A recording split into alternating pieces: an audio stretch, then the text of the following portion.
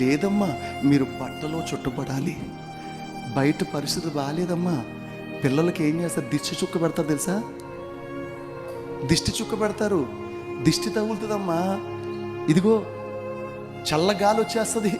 అన్నీ చాలా చెడు ఉంది బయటంతా కూడా. నీకు క్షేమం ఎక్కడో తెలుసా అండి? మందిరమే, సంఘమే. హల్లెలూయా.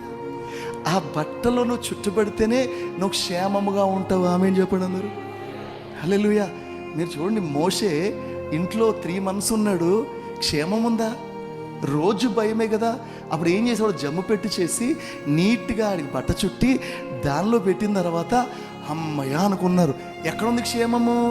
ఆ జమ్ము పెట్టి ఏంటంటే దేవుని సంఘము. హల్లెలూయా.